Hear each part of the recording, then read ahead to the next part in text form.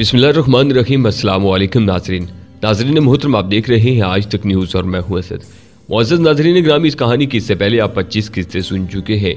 अब 26वीं किस्त मुलाहिज़ा फरमाएं। यहाँ से फरागत पाकर मैं प्रकाश के पास आ गया, जहाँ सुदर्शना बाबू की गिरफ्तारी का अफसोस करने आई हुई थी। दोपहर के बाद पूनम भी आ गई, क्योंकि हमने इकट्ठे ही वापस रायकोट जाने का प्रोग्राम बनाया था। स्वामी दयानंद के मातूब होते ही मकामी अखबारात को अपने गुबार निकालने का मौका मिल गया था। उससे पहले तो किसी को उसके खिलाफ लिखने की जुरात नहीं होती थी, लेकिन अब तमाम अखबारात दिल खोलकर उसके खिलाफ जहर उगल रहे थे। 5-5 साल पहले होने वाले पुरस्रार कत्ल भी उसके खाते में डाल दिए गए थे, लेकिन इतनी साख बहरहाल उसके कायम थी कि अभी तक पुलिस ने उसे गिरफ्तार नहीं किया था। स्वामी जी की सरगर्मियां अब आश्रम तक महदूद होकर रह गई थीं और खुले दर्शन दीदार कम ही दिया करते थे। वो सर्द जंग के अरूज का जमाना था। मशरकी पाकिस्तान में हिंदू की देरीना साजिशें रंग लाई थीं और पूर्वो पाकिस्तान के मासूम बंगाली हिंदू जलतर बाजियों का शिकार होकर भारतीय सरहदों का रुख कर रहे थे। एकता और हिंसा का लिबादा ओढ़कर खून अचाम भेड़ियों ने उनके ज़हनों पर नकब लगाई और बाहमी मोहब्बत और एतमाद को, जिसकी बुनियाद पर इत्तेहाद की ये इमारत तामीर हुई थी, उसमें दरारें पड़ने लगी थीं। जब एक दूसरे पर एतमाद का मजबूत बुनियादें हिलें तो मोहब्बत के ऐवानों में जैसे जलजला तारी हो गया। तब अपनों ने यूं आंखें फेरी जैसे वो कभी शनासा ही न थे, जैसे उन्होंने कभी एक दूसरे को चाहा न था। फलक ने ऐसा नज़ारा कब देखा था। दर्दमंदों के कलेजे पटने लगे, चाहतों ने रुसवाइयों का रूप धार लिया। उचक्के जो चौधरी बन कर बैठे थे, उन्होंने मुहब्बतों में कीड़े निकालने शुरू कर दिए। नकबजनों ने इस तौर से सीधे साधे लोगों को वर्गलाया कि अल अमान अल हफीज, उनके झूठ से एक आलम ने पनाह मांगी, लेकिन वो मुकम्मल ढिठाई के साथ झूठ के महाज पर सरगर्म में अमल रहे। भारतीय हुक्मरानों ने अपनी तमाम तर तवानाइयां फरसूदा प्रोपेगेंडे के लिए वक्फ कर दी थी। सितम तो ये था कि लुटेरे ही राहबरी के भी ठेकेदार बन गए थे। ये सूरत हाल ऐसी थी कि सच्चाई पर सख्ता तारी हो गया। हकीकत हाल से बाखबर थे ही कितने, और जो थे उनकी बसात ही क्या थी। दुश्मन ने ऐसा मकरू जाल फैलाया था कि वो बेचारे अपनी सफाइयों में ही उलझे रहे और जमाना क़यामत की चाल चल गया। महासभा लुटेरे मुक्ति बहानी के रूप में मशरकी पाकिस्तान की मुकद्दस खाक को पामाल करने लगे। वो जहां जहां गए दिलों में जहर घोलते गए। उन्होंने झूठ को मकरो फरेब के ऐसे ऐसे खूबसूरत लिबादे पहनाकर सच के रूप में पेश किया कि आलमी राय आमा भी गुमराह होने लगी। भारतीय सफारती सरगर्मियां रंग लाई और हमारे सफारतकार मुंह ही देखते रह गए। अंदरूने मुल्क अवाम को पाकिस्तान दुश्मनी पर आमादा करने के लिए महासभाई ज़हनियत अपनी तमाम सलाहियतें बरकार ला रही थी, और हमारे मुल्क में जब मुख्तलिफ नोयत के फिक्री महाज जाने किन किन अज़मों में इंसानियत की बका का राज बताने में मसरूफ़ थे। ऐन उन्हीं दिनों भारत में महासभाई गुंडों ने अखंडना और भारतवर्ष की ऐसी आग लगाई कि क्रांति दल वजूद में आ गया, जिसके रजाकार अपने तन मन धन पाकिस्तान के खिलाफ तज देने का वचन देकर क्रांति दल में आते थे। वो इस मुआहदे पर अपने खून से दस्तखत करते थे। भारतीय मस्खरा जुए मुखर्जी दिन रात की शूटिंग के बाद सिर्फ 1 माह में जुए बांग्लादेश नामी फिल्म बनाकर ले आया था। उस फिल्म ने वो काम किया जो भारत के सारे ज़राए अबलाग भी मिलकर कभी ना कर पाते। जहां जहां यह फिल्म रिलीज हुई, अवाम के दिलों में पाकिस्तान के खिलाफ नफरत की आग लगाती गई। जुए मुखर्जी जो चांकिया का सही मानों में चेला और मनोजी समृति का पुजारी है, ने उस फिल्म की तमाम आमदनी शरणार्थियों के लिए देने का ऐलान कर दिया। सारी भारतीय फिल्म इंडस्ट्री ने पाकिस्तान दुश्मनी का महाज संभाल लिया। जगह जगह स्टेज शो मुनक्कद किए गए और आवाम को वर्गलाकर उनके दिलों में पाकिस्तान के खिलाफ नफरत का बीज बो दिया गया। ये इसलिए भी जरूरी था कि भारतीय आवाम के 65 के बाद जंग से मुतल्लक जो जज्बात थे वो भारतीय सरकार से पोशीदा नहीं थे। वो इस तरह की हरकतें करके जहां एक तरफ आवाम की हमदर्दियां हासिल कर रहे थे, वहीं मजलूमों की इमदाद के लिए उन्हें कमरबस्ता करके उनका मोराल भी बुलंद करने में कुशां थे। जनता ने शरणार्थियों के लिए मखसूस फंड्स में जितना रुपया दिया, सरकार ने वो मुक्ति बहानी और महासभाई गुंडों में बांटकर उनको तरबियत दी और मशरकी पाकिस्तान में धकेल दिया। अंदरूने मुल्क और बैरून मुल्क तो भारतीय प्रोपेगेंडा ये जहर घोल रहा था, जबकि पाकिस्तान के खिलाफ उनकी सकाफती जरगार में कोई कमी नहीं आई। और मुसलमानों के नाम रखने वाले हिंदू ज़हनियत के शायर और अदीब आकाशवाणी और ऑल इंडिया रेडियो से बड़े खूबसूरत ढंग से मीठा जहर उगल रहे थे। उन तमाम हरबों के जवाब में हमारे ज़राए अबलाग को सख्ता हो गया था। सियासी जुआमा बंदर बांट में लगे थे और हुकूमती ऐवानों में जूतियों में दाल बढ़ रही थी। बरसों से इस सुनहरी मौके के मुंतजिर गंदम नुमा जो फरोश कब्रों से उठ उठ कर सियासी मैदानों का रुख कर रहे थे, उनकी सियासतकारियों ने वो गुल खिलाए कि एक नजरिए पर एतमाद रखने वाले, एक थाली में खाने वाले और एक निजाम हयात के पैरोकार एक दूसरे के खून के प्यासे हो गए। पूनम और सुदर्शना अपने कॉलेज की तरफ से शरणार्थियों के लिए दान इकट्ठा कर रही थी। मुझे भी बादल ख्वास्ता उनकी जिद पर उनके साथ खसूसी टिकटों पर जुए बांग्लादेश देखने जाना पड़ा। उस बेहुदा फिल्म को देखना मेरी जिंदगी का शायद तलख तरीन तजुर्बा था। 1.5-2 घंटे का वक्त जिस अज़ियतनाक कर्ब के आलम में कटा वो कुछ मैं ही जानता हूँ। सिनेमा हॉल में फिल्म के दौरान पाकिस्तान करश के नारे मुसलसल गूंजते रहे और मैं खून के घूंट पिए सब्र शुक्र से बैठा रहा। अपने खोलते हुए दिलो दिमाग पर काबू पाते हुए जिस असाबी खिंचाव से मैं दुचार हुआ उसका बयान लफ्जों में मुमकिन नहीं। जब हम फिल्म देखकर बाहर निकले तो मेरे तन बदन में आग लगी थी। फिल्म से हम सीधे लारी अड्डे पहुंचे, जहां से मैं और पूनम रायकोट चले गए और सारे रास्ते में उसकी बातों का जवाब सिर्फ हूं हाँ ही मैं देता रहा।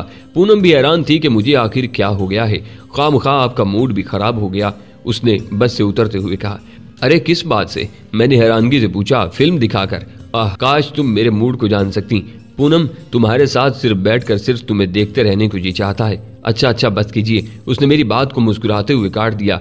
अगले रोज मैंने एक मर्तबा फिर बाबूजी के दोस्तों से फर्दन मुलाकात की और दोपहर के वक्त सालग्राम से मिलने हवाई अड्डे चला गया। बज़ाहिर तो मैं उसे बाबूजी के मुतल्लक होने वाली प्रोग्रेस रिपोर्ट देने गया था, लेकिन असल में मुझे सालग्राम की उस रोज वाली गुफ्तगू यहाँ ले आई थी। सालग्राम मुझे अपनी एयरमैन कैंटीन में ले गया, जहाँ उसने अपने दूसरे कारपोलर साथियों से भी मेरा तारुफ करवाया। यहाँ सिवाय हवाई अड्डे के और कोई गुफ्तगू सुनने को नहीं मिलती थी। मेरी आंखें सालग्राम पर लगी थीं, जबकि मेरे कान वहां मौजूद लोगों की गुफ्तगू को जहन में मुंतकिल कर रहे थे।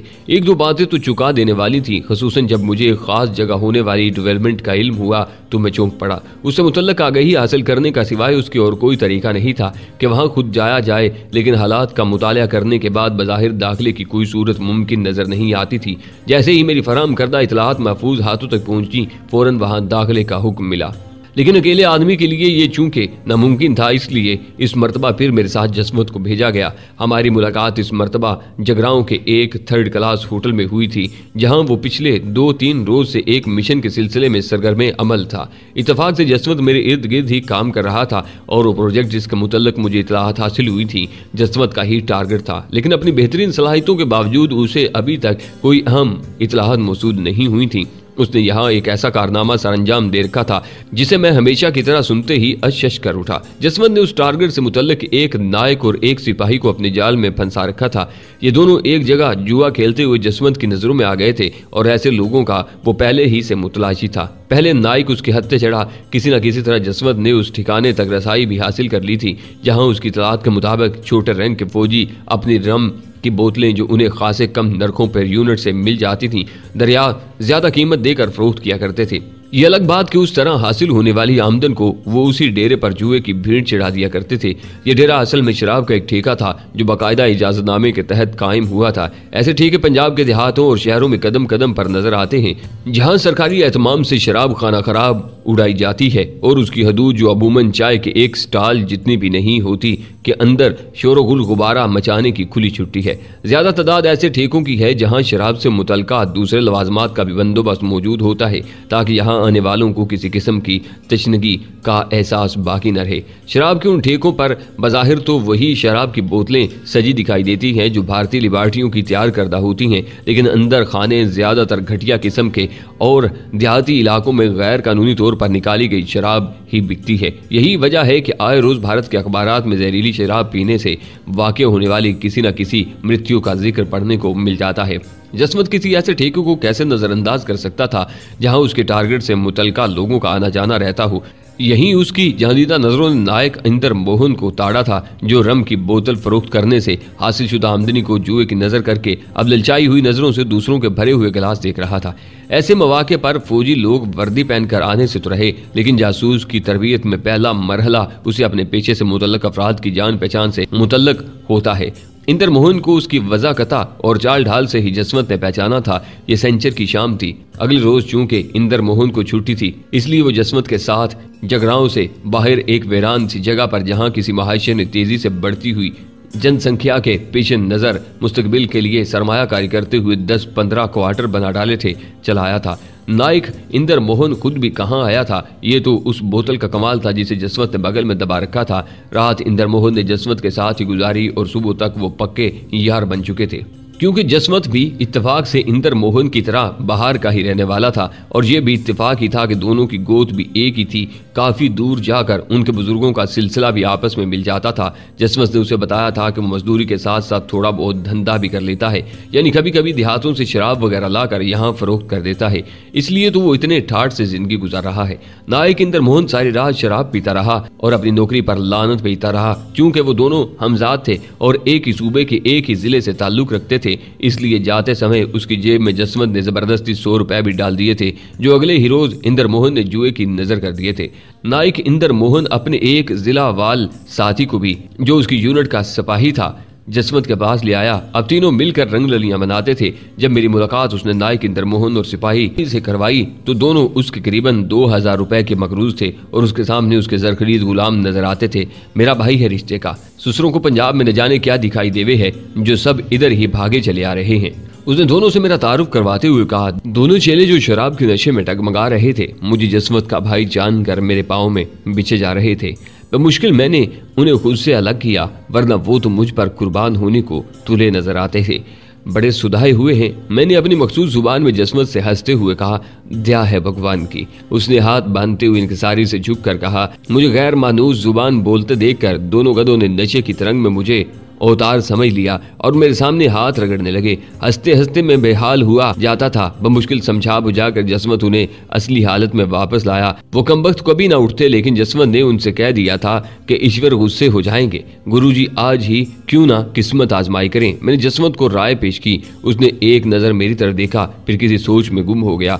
थोड़ी देर बाद ओके के मुख्तसर से अल्फाज उसके होंठों पर थिरके। हम दोनों उन गधों को वहीं छोड़कर क्वार्टर से बाहर आ गए थे, जहां दूर दूर तक किसी शय का नामो निशान दिखाई नहीं दे रहा था। अलबत्ता कभी कभी सड़क पर से कोई लारी जरूर गुजर जाती थी। नाइक इंदर मोहन की क्वार्टर गार्ड ड्यूटी थी। उसे सजा याफ्ता फौजियों के सेलों पर पहरा देना होता था और रात को 8 बजे उसकी ड्यूटी शुरू होनी होती थी। इसी दौरान मैं और जसवंत ने दोनों की मदद से उस बटालियन हेडक्वार्टर का अपने जहन की मदद से नक्शा तैयार कर लिया था। अंदाजन उसे मालूम था कि सजा याफ्ता फौजियों के सेल किस तरफ होंगे, सिवाय उसके कि जसवंत को आज रात के पासवर्ड का इल्म था और हमने इंडियन फौजियों की वर्दियां जेबतन कर ली थी और कोई ज़ादरा हमारे पास नहीं था। ये आग में जान बूझकर छलांग लगाने वाली बात थी, लेकिन उसके सिवा चारा ही क्या था। अपनी जान से होली खेलने की इजाजत किसी जासूस को नहीं दी जाती, लेकिन हमारा ताल्लुक किसी लामज़हबी मुल्क से नहीं। यही वजह थी कि हमने बेसरो सामानी के आलम में भी अल्लाह की खुसूसी मदद से वो काम कर दिखाए थे जो शायद दुनिया की बड़ी से बड़ी जासूस एजेंसियों के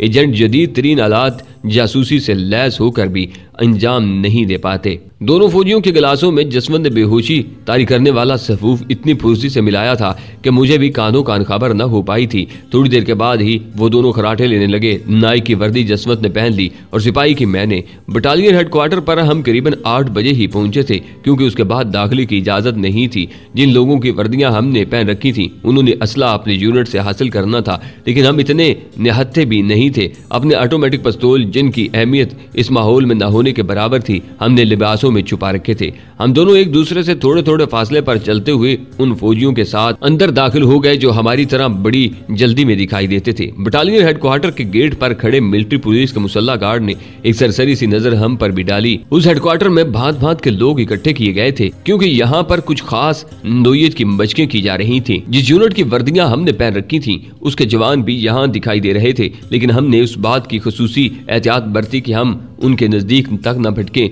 मरकजी दरवाजे से अंदर दाखिल होते ही हम एक निस्बतन वीरान इलाके की तरफ, जहां दरख्तों की बहुताब नजर आ रही थी, घूम गए। यहाँ इक्का दुक्का फौजी ही नजर आ रहे थे, क्योंकि ये ड्यूटियों की तब्दीलियों का वक्त था, इसलिए हर कोई अफरा तफरी में दिखाई दे रहा था। हमारा रुख दरख्तों के उस झुंड के पीछे बने दफातर की तरफ था, जहां मुख्तलिफ नोयत की फाइलें रखी थी। ये दफातर 3 बजे के बाद बंद हो जाते थे। उसके बाद इस तरफ किसी का आना जाना भी कम होता था। यहाँ तक पहुँचने के लिए हमें 2 जगह पूछने पर पासवर्ड बताना पड़ा था। हंगामी सूरत हाल की वजह से लाइट ऑफ थी, सिर्फ सर्च लाइट्स कभी कभी रोशन करके घुमाई जा रही थी। उसके अलावा भी इस हेडक्वार्टर के चारों तरफ सर्चिंग टावर बने हुए थे, लेकिन हमने वो सब कुछ बुला दिया था। करीबन 2-2.5 घंटे यहाँ छुपे रहे। ये दफातर एक ब्लॉक की सूरत में बने हुए थे। फिर दरख्तों की आड़ लेते हुए हम उनके नजदीक पहुंच गए और अब जल्द अज जल्द कुछ कर गुजरने के लिए बेताब हो रहे थे। इसी असना में किसी आमदा खतरे के पेश नजर फरार होने के लिए रास्ते का भी इंतखाब कर लिया था। रात के वक्त ऐसे इलाके आम फौजियों के लिए भी ममनू होते हैं और बगैर ड्यूटी के उन जगहों के नजदीक किसी का भटकना भी ममनू होता है। हम दोनों दबे पांव आहिस्ता आहिस्ता अपने टारगेट की तरफ बढ़ रहे थे। अपने हदफ से चंद गज के फासले पर अचानक हम दोनों जमीन बोस हो गए थे, क्योंकि एक साए को हम दफातर वाले ब्लॉक के एक कोने से नमूदार होते देख लिया था। मेरा हाथ फुर्ती से अपनी जेब की तरफ रिंग गया था और दूसरे इलम में नन्हे से ऑटोमेटिक पिस्तौल पर मेरी गिरफ्त मजबूत हो गई थी। मैं साए पर टिकटिकी बांधे नजरें जिमाए लेटा था। जसवंत की हालत भी मुझसे मुख्तलिफ नहीं थी। लेटे लेटे उसने एक मखसूस सिग्नल दिया, जिसका मतलब था कि मैं आगे निकलूं और वहां मौजूद पहरेदार को धोखे से अपनी तरफ मुतवज्जा करूं। इसी असना में जसवंत को अपना काम कर गुजरना था। इशारा मिलते ही मैं कोहनियों के बल तेजी से ब्लॉक के कोने की तरफ रेंगने लगा। जसवंत के करीब से गुजरते हुए मैंने उसके हाथ का दबाव अपनी कमर पर महसूस किया। वो मुझे नेक तमन्नाओं के साथ अलविदा कह रहा था। जसवंत ने मेरे मुखालिफ सिमत रेंगना शुरू कर दिया था। ब्लॉक के कोने पर पहुंचकर मैं रुक गया। इसी असना में फुसाया दूसरे कोने में पहुंच चुका था। पलट कर देखा तो जसवंत मेरे नजदीक पहुंच चुका था। तेजी से बने पुख्ता फर्श पर रेंगने की वजह से मेरी कोहनियों का बुरा हाल होने लगा था। मैं बरामदे के एक कोने पर दीवार के साथ चिमट गया, जबकि जसवंत मेरे कदमों के साथ रेंगता हुआ आगे निकल गया। वो बरामदे से मुंसलिक छोटी छोटी बाढ़ से चिपक गया था। साए ने अपना रुख बदला। अब बरामदा उसके फौजी कदमों की आवाज से गूंजने लगा था। मैं अपनी बेकाबू धड़कनों के साथ करीबन सांस रोके हुए उसकी आमद का मुंतजिर था। जब मुझे यकीन हो गया कि अब वो मेरी मतलूबा जगह पर पहुंच चुका है तो मैं अपनी जगह से निकला और बगैर आवाज पैदा किए अपनी जगह से सिरक कर बरामदे की दीवार से आ लगा। वो कि ये अमल मैंने बगैर आवाज पैदा किए अंजाम दिया था, लेकिन मुझे यकीन था कि आने वाले ने मेरी यह हरकत कोट कर ली होगी। यह आखिरी और खतरनाक तरीन दाव था जो हम खेल रहे थे। अमूमन जासूस ये अमल उस वक्त दोहराते हैं जब कोई और चाराकार बाकी न रहे। हम यहाँ वक्त जाया करने का खतरा मोल नहीं लेना चाहते थे। किसी भी वक्त इंदर मोहन और उसके साथी की गैर हाजिरी पर मिलिट्री पुलिस वाले मुश्तबा हो सकते थे या किसी भी वक्त इस तरफ अचानक आ निकलने की तवक्का की जा सकती थी। हमारी तवक्कुआत के मुताबिक आने वाला ठिठक कर रुक गया था और चंद सेकंड तक अपनी जगह जमकर खड़ा रहा। वो शशोपंज में मुब्तला दिखाई दे रहा था। खैर ये गुजरी कि वो टार्च बरदार नहीं था। मेरी हालत ऐसी हो रही थी कि जैसे अभी दिल उछलकर हल्क से बाहर आ गिरेगा। मेरे जिस्म की तमाम सख्त आंखों से होते हुए अपने हाथों में मुंतकिल हो चुकी थी। मैं किसी भी लम्हे बढ़कर उसका टैटुआ दबाने के लिए तैयार था।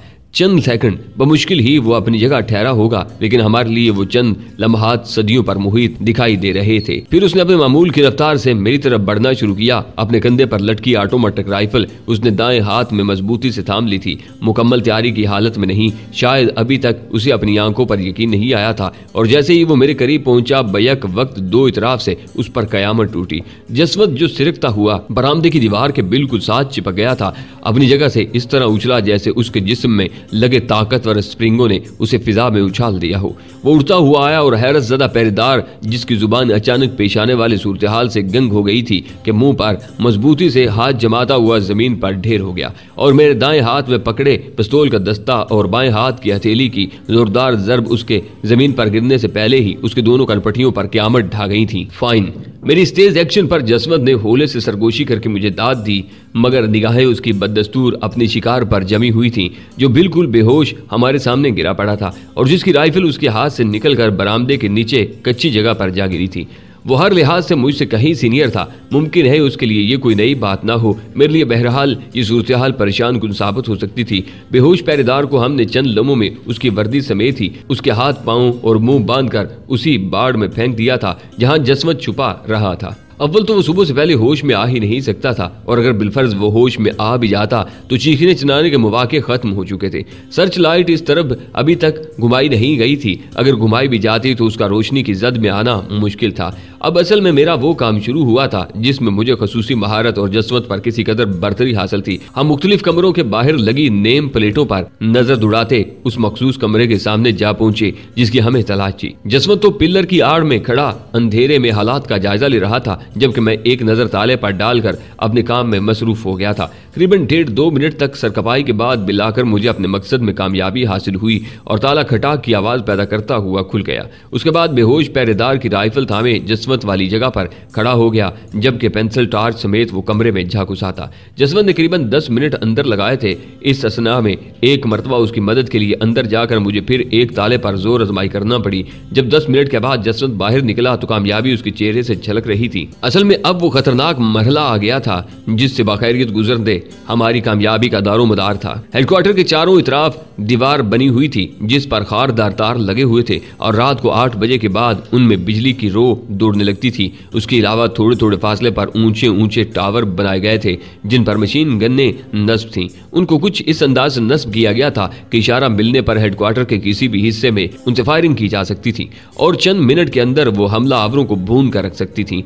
3 बजे पहरेदार बदलते थे। हमने उसी वक्त को यहाँ से निकलने के लिए मुंतखब किया था। दोनों गधे जिन्हें हम जसवंत के क्वार्टर में छोड़ाए थे उनके 24 घंटे से पहले होश में आने का कोई इम्कान नहीं था। उस वक्त मुश्किल रात के 12 बजे थे और ऐसे असाब शिकन हालात में सुबह 3 बजे तक यहाँ छुपे रहना कोई आसान काम नहीं था। हम दफातर से परे हट गए थे। जाते जाते एक मरतबा फिर हमने अपने नए शिकार का जायजा ले लिया था। वो गहरी नींद सो रहा था। उसकी राइफल जसवंत के कंधे पर लटकी थी। वहां से चुराए गए कागजात कुछ तो मैंने अपनी जेबों में ठोस लिए थे और कुछ जसवंत के पास थे। हम अब दरख्तों के झुंड तक पहुंच चुके थे और वहीं बैठे वक्त गुजार रहे थे। दोनों ही एक दरख्त की मुखालिफ समत में मुंह किए बैठे थे।